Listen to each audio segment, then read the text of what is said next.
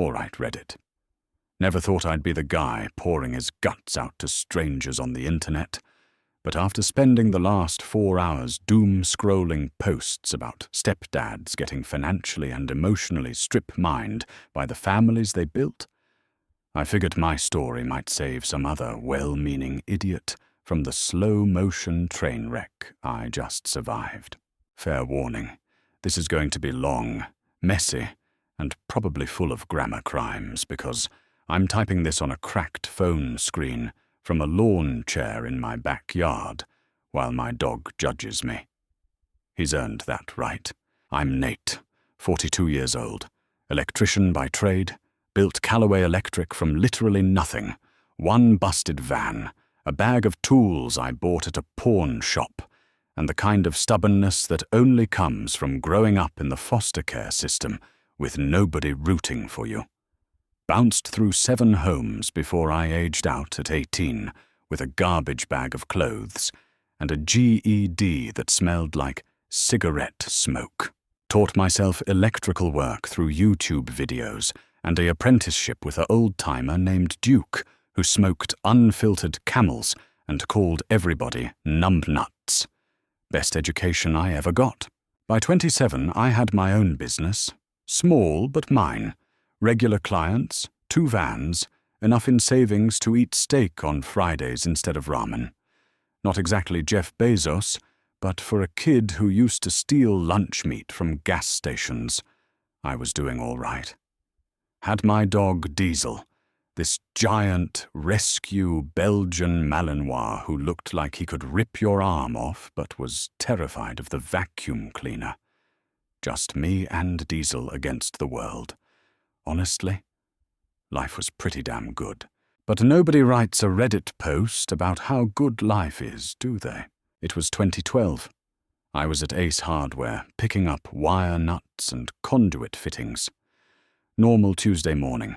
Diesel was in the van because the cashier at this location loved him and would always sneak him treats through the window. I'm comparing junction boxes, riveting stuff I know, when this little boy absolutely torpedoes into my legs at full speed. I'm talking 0 brakes, maximum velocity, a missile in a Captain America shirt. This kid, Owen, was about 5. All elbows and wild energy. Had this beat-up toy wrench in his hand that he was apparently using as a sword against invisible bad guys. Behind him comes this woman pushing a stroller with a baby in it, looking like she'd already fought and lost 3 wars that morning. Dark circles, messy ponytail, yoga pants that had clearly been promoted from workout wear to every single day uniform. That was Jocelyn, and little Wren in the stroller. Jocelyn starts apologizing like I'm about to press charges on her 5-year-old. I'm so sorry, he just runs. I can't. Owen, come here right now. I'm so sorry, he's just... I'm laughing because, honestly, getting tackled by a preschool linebacker was the most exciting thing that had happened to me all week. Electricians don't exactly live on the edge. The most dangerous thing I'd done recently was eat gas station sushi. And even that was calculated risk. Owen spots Diesel through the store window and loses his entire mind. Is that your wolf? Can I pet your wolf? Why is your wolf in a van? Full volume, 0 indoor voice. Every customer in the store now knows about my wolf. That's when I noticed the black memorial bracelet on Jocelyn's wrist. Didn't ask about it, but I clocked it. Found out later her husband Derek was a firefighter. Died in a warehouse collapse during a 3-alarm fire about 14 months before. The real deal. Commendation from the mayor, flag-draped casket. The whole devastating 9 yards. Left behind a 5-year-old who still checked the front door every night waiting for Daddy to come home, and a baby who'd never know what she lost. Now, I'm not going to pretend I didn't notice Jocelyn was beautiful. She was. That kind of effortless pretty that doesn't need makeup or fancy clothes. But that's not what hooked me. It was watching her count exact change for a box of drywall screws, because she was trying to fix a shelf in their apartment herself, since she couldn't afford a handyman. A firefighter's widow. Let that sit for a second. Diesel met the kids in the parking lot, and it was love at first slobber. This dog, who normally takes a solid month to decide he tolerates someone, was letting Owen climb on him like a jungle gym. Even baby Wren was reaching out of the stroller trying to grab his ears, giggling so hard she got hiccups. I did the dumbest smart thing I've ever done, offered to fix that shelf for free, and the leaky faucet she mentioned, and the outlet in Owen's room that sparked when you plugged something in. Just being a good neighbor, right? Definitely not trying to impress anyone. Jocelyn hesitated. Then Owen said, "Mommy, the Wolfman can fix everything." And that was that. We exchanged numbers. "For handyman stuff," she said. But we both knew. Looking back at it now, sitting here with Diesel's grey muzzle resting on my foot, I wonder if that dog tried to warn me. He loved those kids from minute one. Paws on chest, tail going 1,000,000 miles an hour, loved them. But with Jocelyn, he was always just polite, like a co-worker you nod to in the hallway but never eat lunch with. Friendly enough, never hostile, just watchful. Should have paid attention to that. But you don't listen to your dog when your heart's doing the thinking. And hearts are, statistically speaking, idiots. Those first few months after meeting Jocelyn were something out of a Hallmark movie, directed by someone who actually understands pacing. Started with the handyman visits that turned into dinners that turned into me, accidentally, bringing groceries every time I came over. Owen was obsessed with Diesel and my work vans. Thought I was a superhero because I could make lights turn on. Kid, if you only knew how low that bar was. Here's where I made my first mistake. Started turning down commercial jobs, the big money rewiring contracts, the new construction projects, to take smaller residential stuff that kept me local. Any electrician reading this knows that's basically setting your revenue on fire. But there I was, rearranging my entire business model so I could make it to Owen's soccer games and Wren's pediatrician appointments. Jocelyn was drowning financially. Derek's life insurance had been smaller than expected, and the firefighter's pension barely covered rent. Never asked me for a penny directly, but the signs were screaming.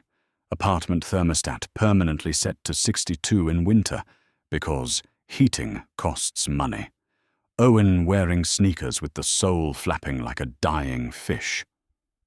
One day, I noticed Wren's car seat had a crack in the frame that made my stomach drop. So yeah, I stepped in.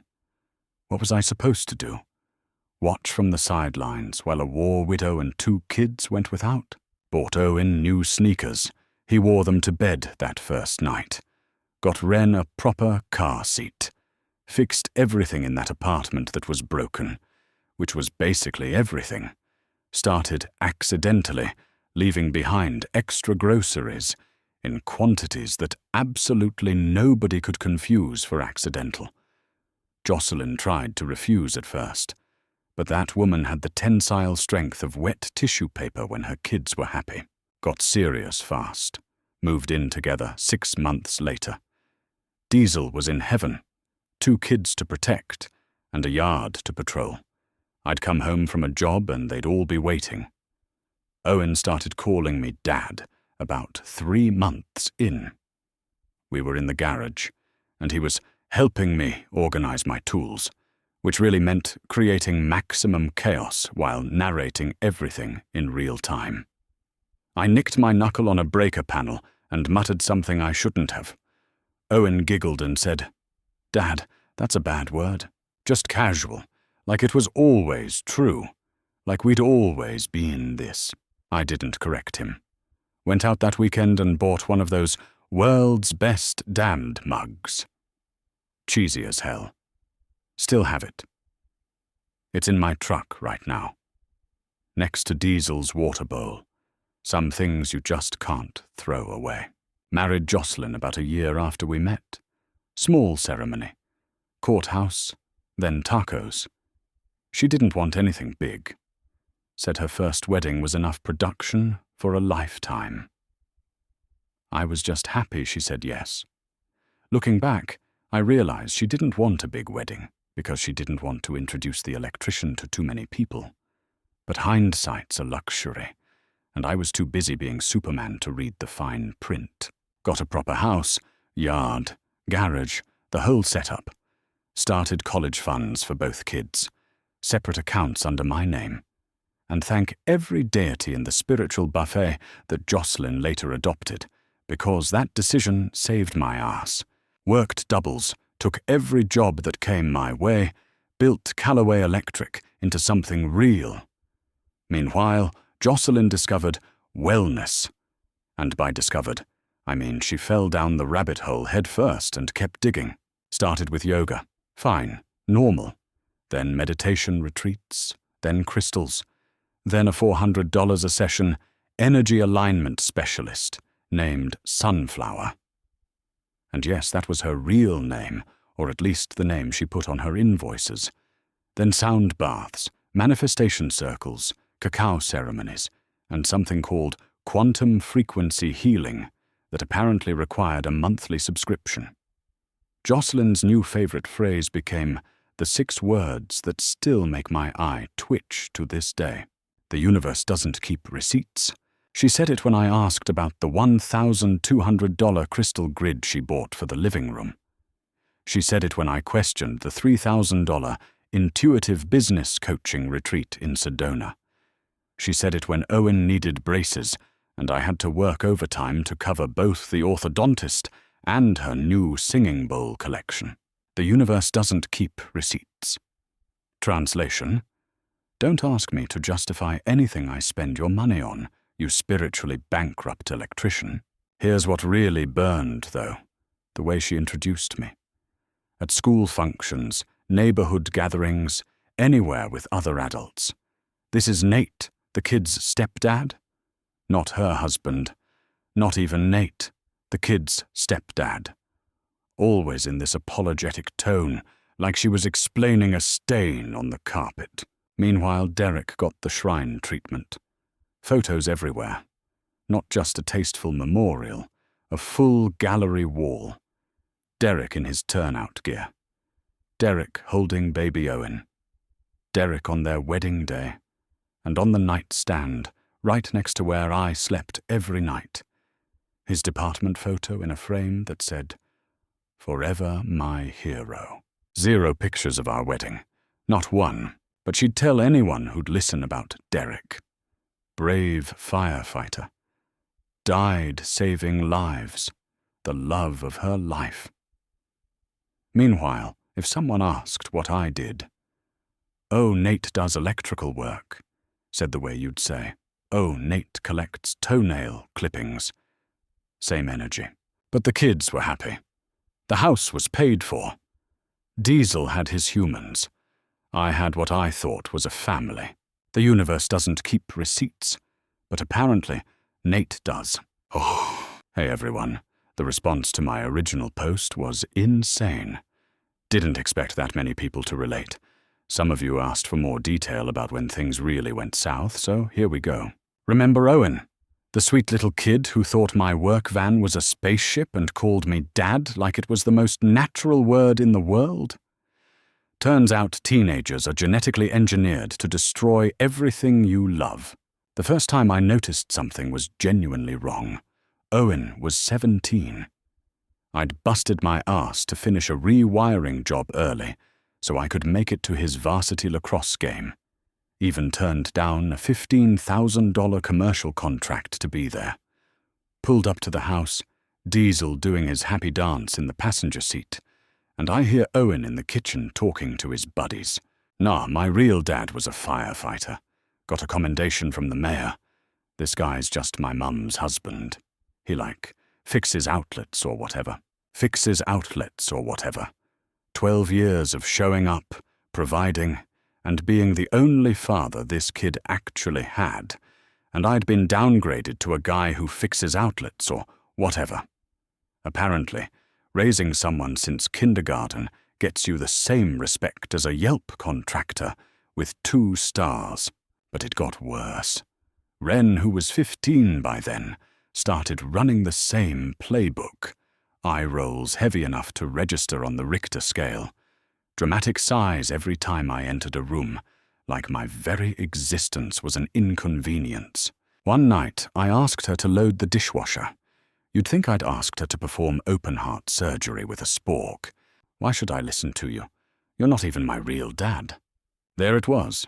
The magic phrase, the one-size-fits-all excuse for never listening to anything I said.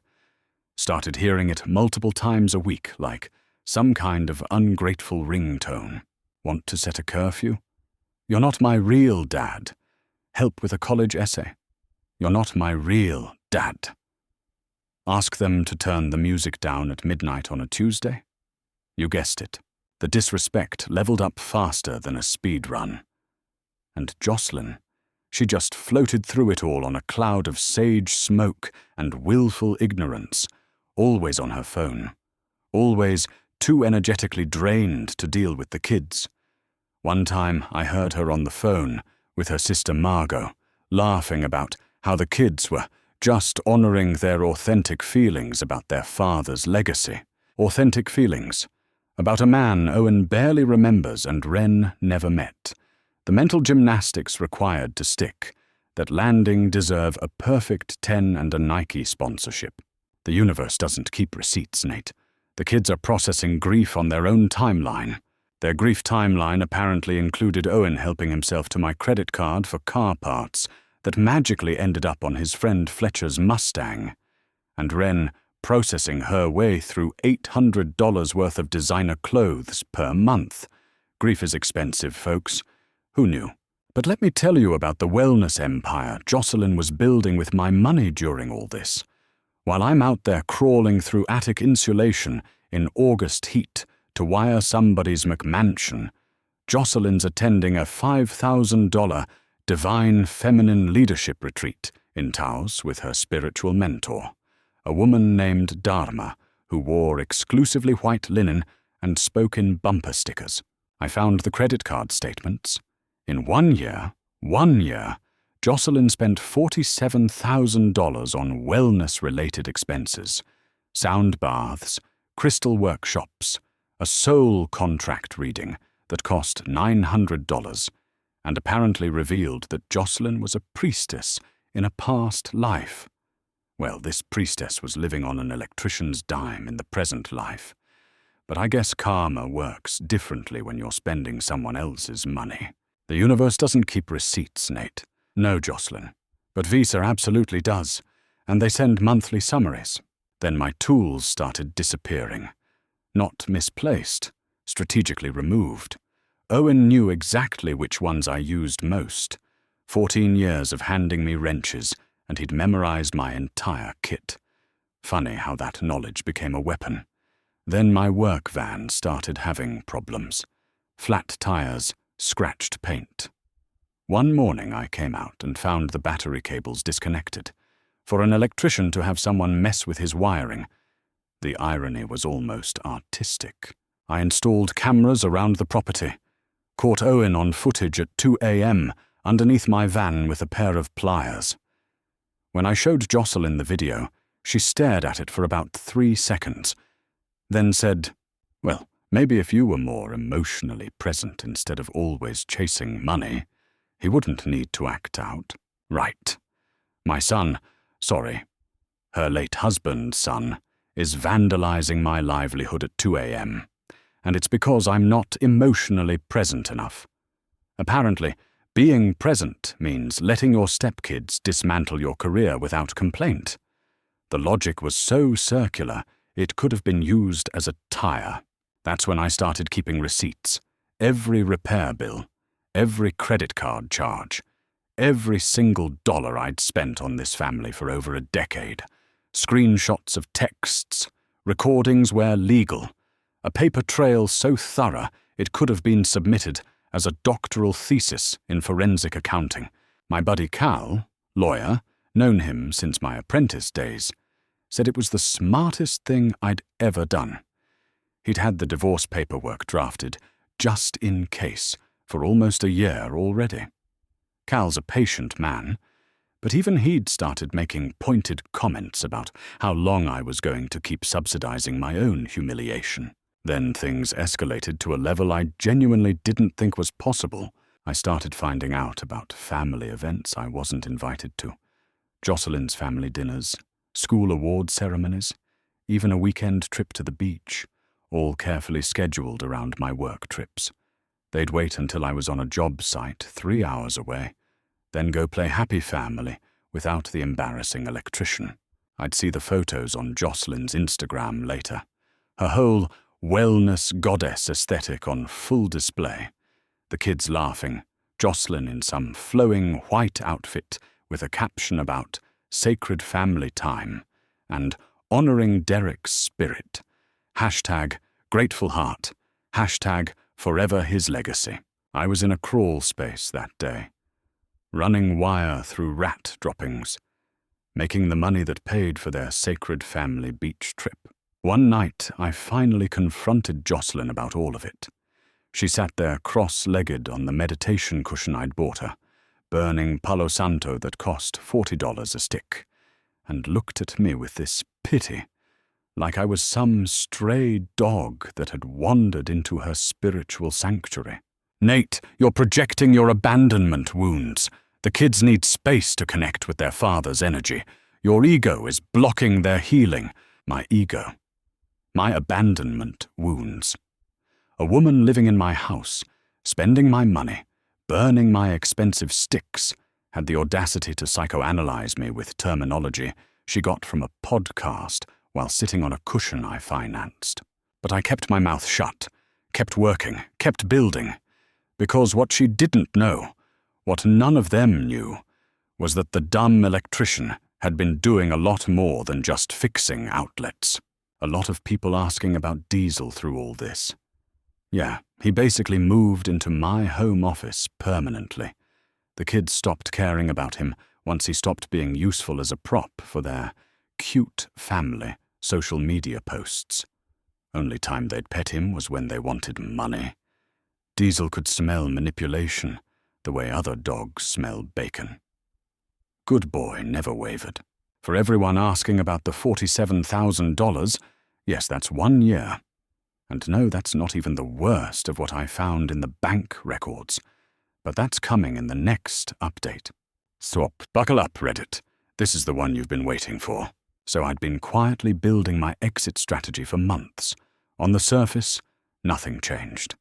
I still went to work, still paid the bills, still sat through dinners where Ren showed me engagement ring Pinterest boards for future reference, and Owen pretended I was a piece of furniture that occasionally spoke. What they didn't know is that Cal and I had been going through everything with a fine-tooth comb. And I mean everything. Bank records, property titles, business accounts, credit card statements going back a decade. Turns out the dumb electrician had been running his business like a Fortune 500 company this whole time. The house. My name. Only my name. Jocelyn never bothered putting herself on the deed because, and I'm quoting, "Property ownership is just an illusion of the material world." The universe doesn't keep receipts, remember?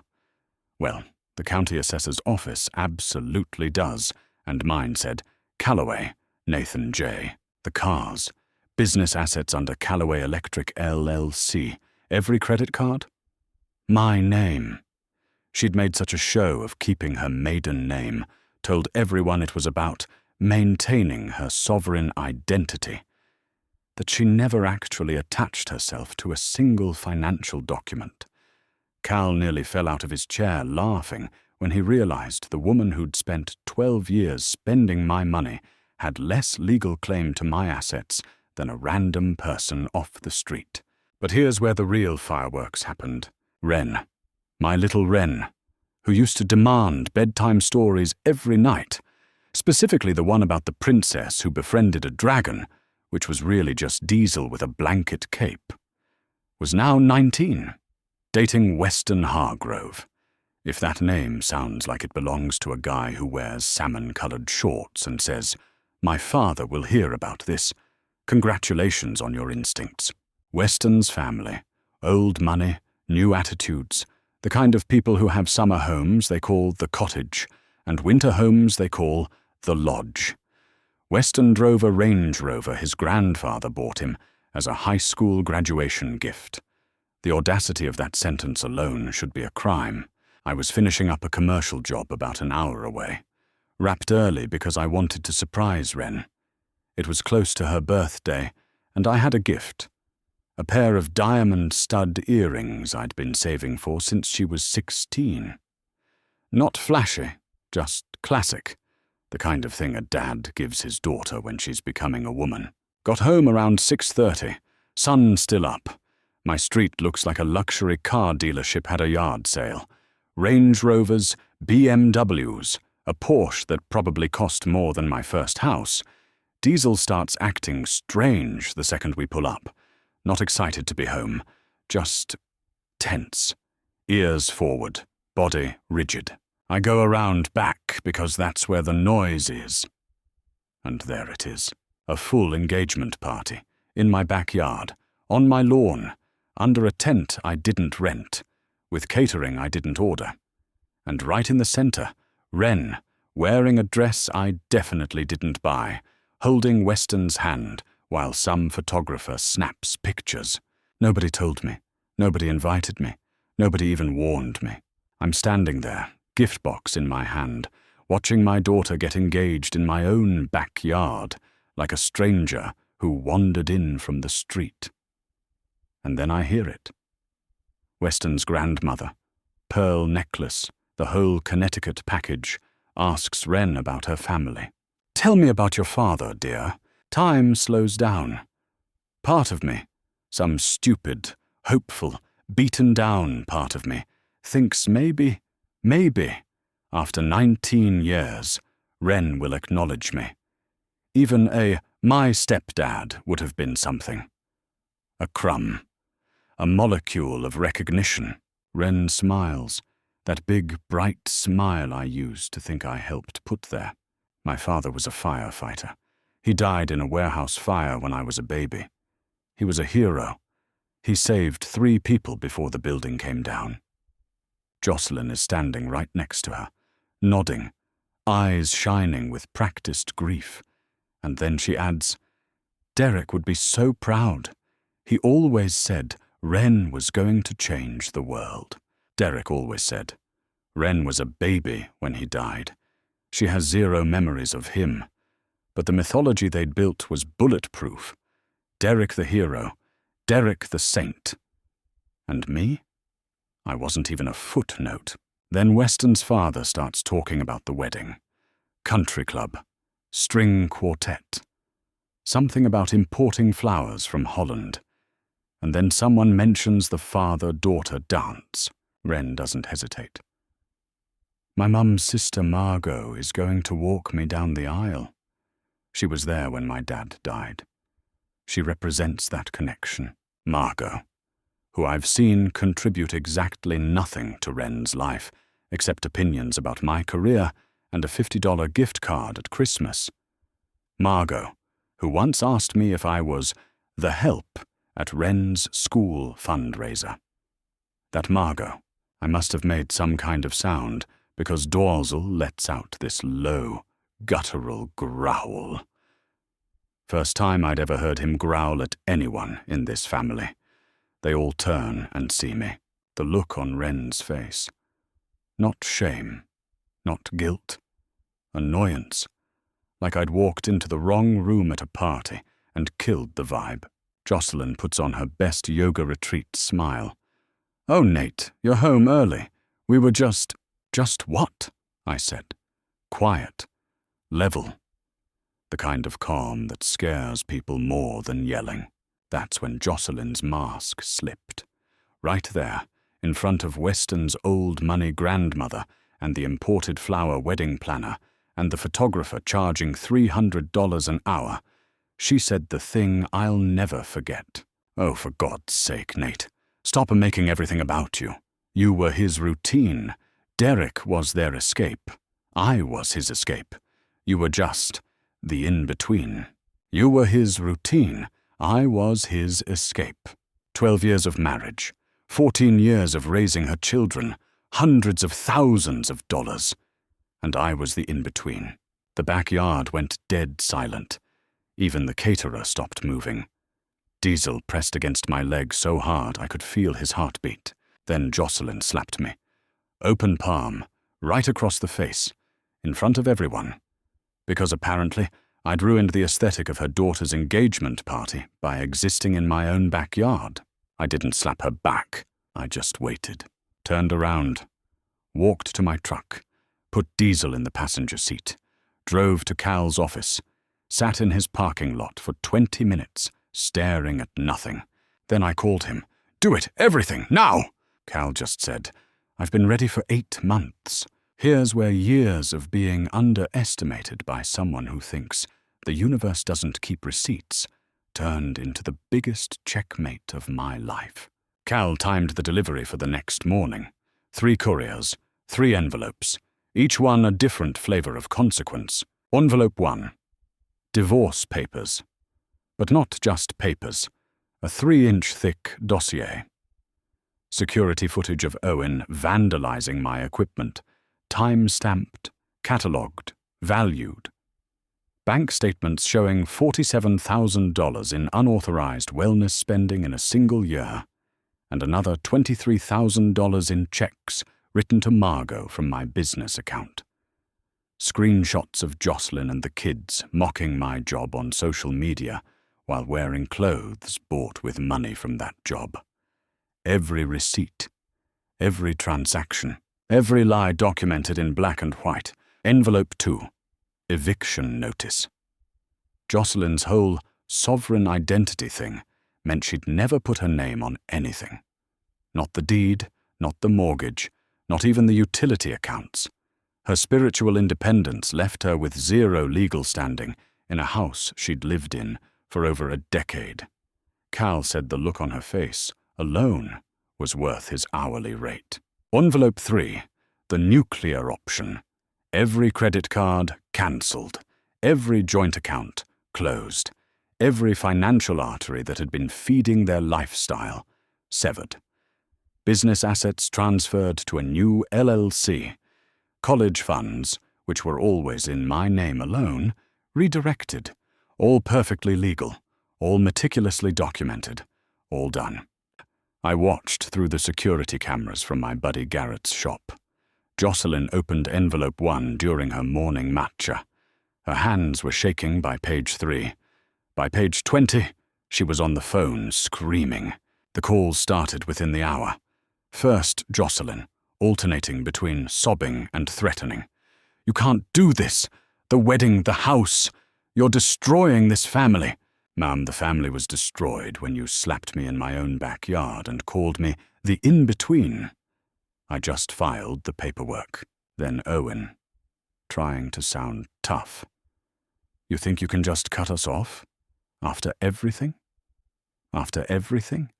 You mean after you spent 2 years telling everyone I was just your mum's husband while systematically destroying my work equipment?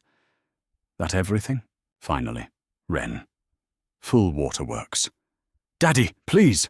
You're ruining my special day. Weston's family is going to think we're trash." 2 things. 1. The word daddy doesn't hit the same when you just told 50 people your daddy died in a fire. 2. Weston's family already formed their own opinions once Cal's associate delivered a courtesy information package detailing everything. The vandalism, the theft, the financial exploitation, the decade-plus grift of pretending to be a grieving military family while living off a man you were embarrassed by. Old money doesn't tolerate that kind of exposure. Weston's grandmother, Pearl Necklace Lady, reportedly called Jocelyn common, which, in Connecticut grandma language, is basically a death sentence. But here's the part that makes this story worth telling. 3 days after the papers were served, Jocelyn called Cal's office, not crying this time, smug. She'd talked to her own lawyer, or more accurately, Margot's lawyer friend, who does mostly real estate closings, but agreed to take a look. "I'm pregnant," Jocelyn announced. "Nate's baby. So he can't just walk away now. A judge will give me the house, alimony, and child support.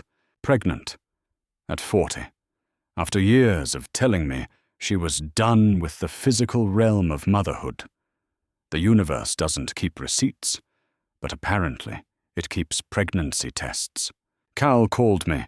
I could hear him smiling through the phone. "Remember that trust restructuring we did 8 months ago? The one where we converted your major assets into a family trust? The beneficiaries are listed as your biological children, not Jocelyn. If she's actually pregnant with your child, the child has protections. She does not. Not a dime goes to her directly. The trust only named children, not spouses, not sovereign identity, wellness goddesses. Children.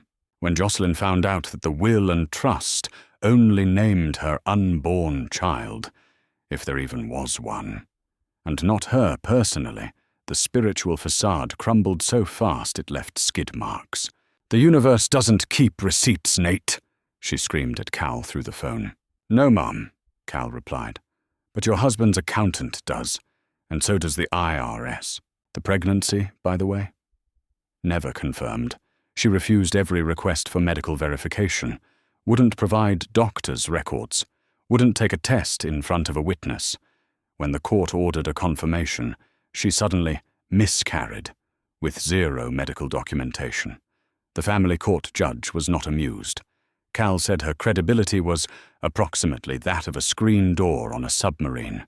Meanwhile, Jocelyn launched a full social media campaign, Instagram posts about being abandoned by a narcissist, Facebook essays about how I chose money over love.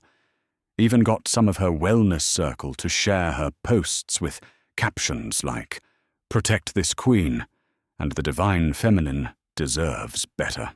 The divine feminine was living in my house, spending my money and faking a pregnancy. But sure, protect this queen. Owen took it further. Started posting thinly veiled threats about what happens to deadbeat dads who abandon their families, which Cal screenshot and added to the evidence folder. "Thank you, Owen. Your inability to shut up on the internet is the gift that keeps on giving. The universe doesn't keep receipts. But Owen keeps posting evidence, and that's almost as good. Everyone asking if the engagement is still on, keep reading. For the people saying I should have handled it differently, I spent 12 years handling it differently. Being patient, being understanding, being present. And the reward for all that understanding was getting slapped in my own backyard and told I was the in-between. Sometimes the only thing left to handle is the door on your way out. Hey Reddit, it's been about 14 months since everything went down. Diesel is snoring next to me on his $200 orthopedic bed. Yes, the one I bought with money from selling those diamond earrings Wren never got, and life looks nothing like it did a year ago. In the best possible way. Funny thing about hitting rock bottom. Once you stop falling, you realize the ground is a lot more solid than the house of cards you were living in. Let me start with the business, because that's the part that makes me smile the widest. Remember when Jocelyn told her friends I was just an electrician who doesn't know how to handle money? Callaway Electric now has 11 employees, 3 crews running full-time. We landed a contract with a regional hospital chain for their facility maintenance, got a warehouse for equipment storage, and an actual office with my name on the door. Amazing what happens to your revenue when $47,000 a year isn't evaporating into crystal grids and quantum frequency healing subscriptions. Couldn't keep the old house. Too many memories. Found a smaller place closer to the shop. Big fenced yard for diesel. Detached garage where I can work on my trucks in peace. And most importantly, when I walk through my front door, nobody sighs, rolls their eyes, or tells me I'm energetically misaligned. The only greeting I get is 80 pounds of Belgian Malinois who thinks I've been gone for 7 years every time I come back from the grocery store. Perfect. Now, I know everyone wants to hear about them. And look, I understand the appetite for watching a train wreck, but I want to be clear. I don't feel good about where they ended up. I don't feel bad either. I just feel done. Like finishing a book you should have put down 6 chapters ago. Jocelyn moved in with her sister Margot, the same Margot who'd been cashing checks from my business account for years. Turns out Margot's generosity has a shelf life, and it expired approximately 3 weeks after Jocelyn showed up with 2 suitcases and a singing bowl. Last I heard, Jocelyn's working reception at a chiropractor's office. Not a wellness center, not a healing collective. A regular chiropractor with fluorescent lighting and a waiting room that smells like rubbing alcohol. The universe doesn't keep receipts, but the chiropractor apparently keeps very strict time cards. Her Instagram went quiet about 2 months after the divorce finalized. Guess the divine feminine warrior. Narrative loses its appeal when the audience finds out you were faking pregnancies and funding your spiritual journey with someone else's W-2. Her last post was a sunset photo, captioned, "New Chapters." It got 11 likes. 3 of them were bots. Owen's working at an auto parts store now, not managing it, working the counter. The kid who spent years telling everyone he was too good for manual labor is now looking up brake pad, part numbers, for people who drive the same kinds of trucks he used to vandalize. I believe in a just God, and his name is irony. College wasn't so appealing once the tuition account dried up. Apparently, my real dad was a hero, doesn't qualify as financial aid. He sent me one text about 6 months ago. Just, I was wrong. 2 words. I stared at it for a long time. Didn't respond. Maybe someday. But not yet. Some wounds need more than 2 words. And Wren. The fairy tale wedding to Weston Hargrove crashed and burned like a Range Rover hitting a pothole at speed.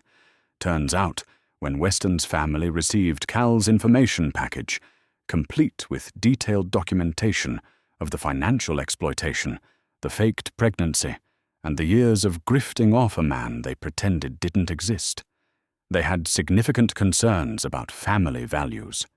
Their words, not mine.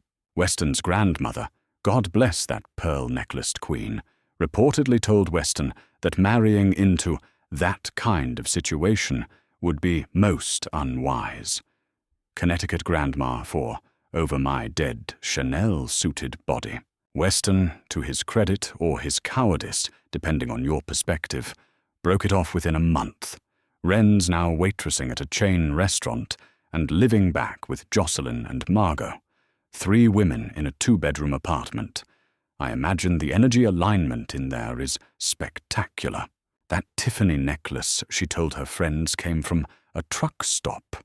I found it in a pawn shop listing online. She pawned it for $400.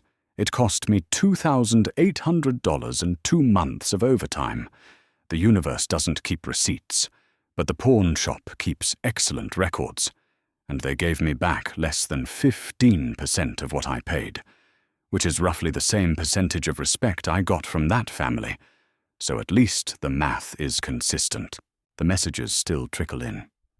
Jocelyn sends long, winding emails about how I shattered their spiritual foundation and abandoned the sacred family unit.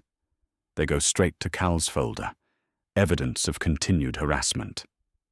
Thank you for your contribution to my legal file, Jocelyn. Your commitment to documentation, when it serves you, remains impressive.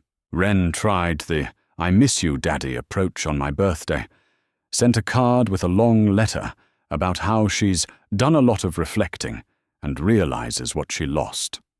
The cynic in me noticed it arrived about 2 weeks after Margot kicked them out for not paying rent and they needed a co-signer for a new apartment. Timing is, as they say, everything. I sent back nothing. That silence said more than any words could. Margot even reached out, apologized for the misunderstanding, called me a good man who deserved better. This from the woman who asked if I was the help, and cashed $23,000 in checks from my business account. The rehabilitation tour was touching. I remain unmoved, but life keeps rolling. Diesel got the all clear from the vet last month, had a scare with a lump on his shoulder, but it was just a fatty deposit. 14 years old and still stealing my breakfast, still sleeping on the bed, still looking at me with those eyes that say, "I told you so, but I'm glad you finally listened." Got a date last weekend, too. Her name's Sloane. Owns a coffee shop on one of the routes between my job sites. I started stopping in for coffee about 6 months ago. She's got her own business, her own life, her own opinions about everything, and she doesn't apologize for any of it. First time she saw my work van with Callaway Electric on the side, she said, "So you're the reason my lights work. Nice to meet the man behind the magic." The man behind the magic, not just an electrician, not the in-between. Diesel gave her the paw of approval on the second visit. That dog's endorsement carries more weight than a Yelp review. You know what I've learned from all this? Being a provider doesn't make you a father, but being a father doesn't mean being invisible, and the universe might not keep receipts, but you should. Every single one. Because sometimes the family you built from scratch turns out to be a house of cards, and sometimes the only one who saw through it the whole time was an 80-pound Belgian Malinois with a grey muzzle and better judgment than you ever had. Diesel just dropped his ball in my lap for the 5th time. That's my cue. Diesel says thanks for all the awards. He is currently snoring in his orthopedic bed, unbothered, living his best life. The highest form of revenge is being a well-rested dog. To everyone fighting their own version of this battle, keep your dignity, document everything, and never, ever let anyone make you feel small for honest work. The universe might not keep receipts, but you damn well should. Remember, sometimes losing a fake family is the price of finding a real life. Nate and Diesel signing off.